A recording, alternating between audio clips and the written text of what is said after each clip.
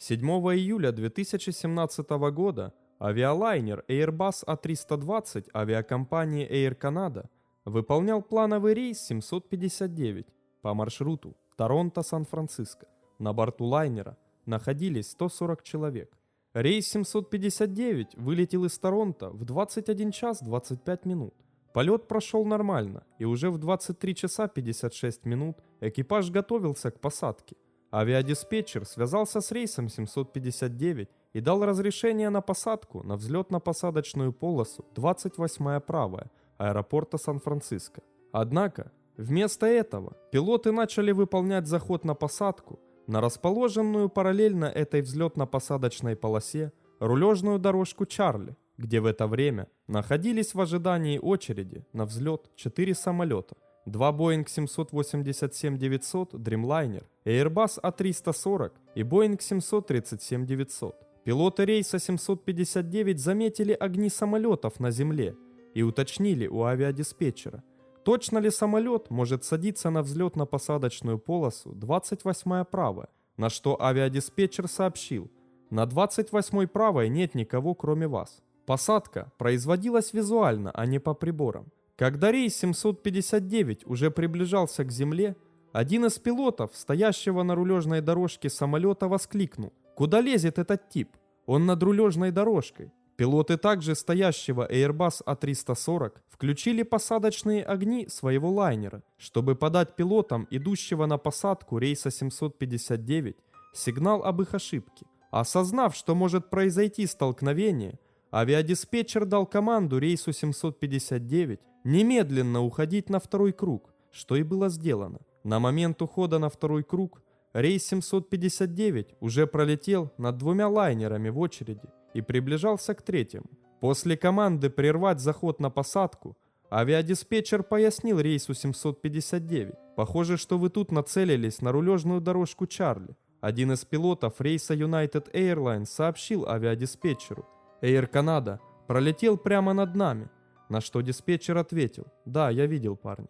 Повторный заход на посадку рейса 759 и последующий взлет 4 лайнеров, стоявших на рулежной дорожке Чарли, прошли без дальнейших происшествий. Через 21 минуту после ухода на второй круг рейс 759 остановился в положенном месте у терминала аэропорта Сан-Франциско. Никто из 140 человек на его борту не пострадал. При расследовании причин инцидента было отмечено, что сложившаяся ситуация могла привести к крупнейшей авиационной катастрофе в истории гражданской авиации, так как риску подверглись 5 самолетов и 1020 человек. Расследование причин инцидента в аэропорту Сан-Франциско проводил Национальный совет по безопасности на транспорте. Уже изначальные оценки экспертов показывали, что до прерывания захода на посадку рейс 759 отделяли от самолетов на земле примерно 50 метров. После окончания расследования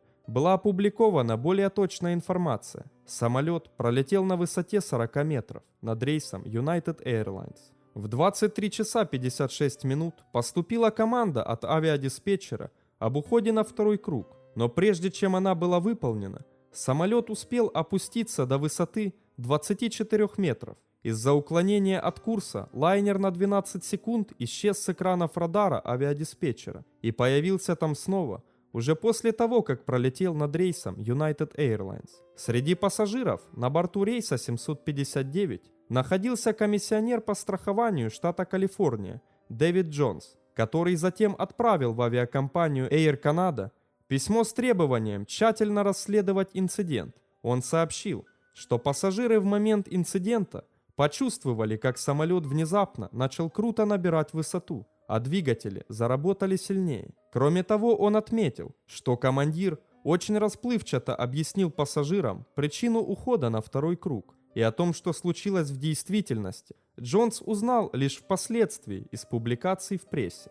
Аналогичное описание было получено от другой пассажирки рейса 759. По ее словам, самолет перед самым приземлением рванулся вверх, а краткие объявления командира о необходимости нового захода на посадку не вызвало у пассажиров беспокойства. Она сама также узнала о подробностях инцидента лишь 10 июля с сайта The Mercury News.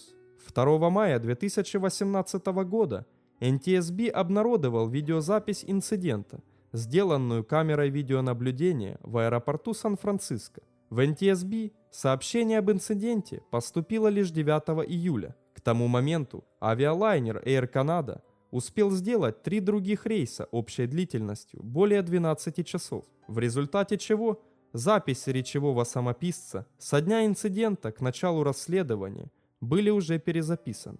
Эта задержка вызвала критику со стороны экспертов, в частности, Мэри Скьяво, ранее бывшая генеральным инспектором Министерства транспорта США. Скьяво заявила, у них была возможность сделать аэропорт Сан-Франциско безопаснее, и теперь эта возможность упущена.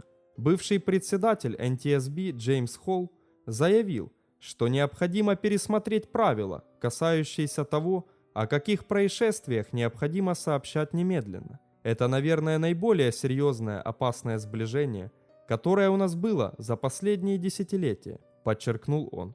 Пилоты рейса 759 объяснили свою ошибку следующим образом. Назначенную им взлетно-посадочную полосу 28-я правая они приняли за соседнюю взлетно-посадочную полосу 28-я левая, что в свою очередь привело к тому, что находившуюся еще правее рулежную дорожку Чарли они испутали со взлетно-посадочной полосой 28-я правая. Однако взлетно-посадочная полоса 28-я левая была закрыта на техобслуживание. Однако на ней находился светящийся запрещающий знак, а экипажам самолетов ранее сообщали о ее закрытии. Экипаж рейса 759 не разглядел самолеты на рулежной дорожке, но во время захода на посадку они почувствовали, что что-то не так. В ходе расследования было выяснено, что хотя той ночью дежурили 2 авиадиспетчера, непосредственно в момент инцидента в командно-диспетчерском пункте находился только один. Кроме того, хотя в аэропорту Сан-Франциско система радарного слежения настроена так, чтобы определять ошибочные заходы самолетов на посадку на занятые взлетно-посадочные полосы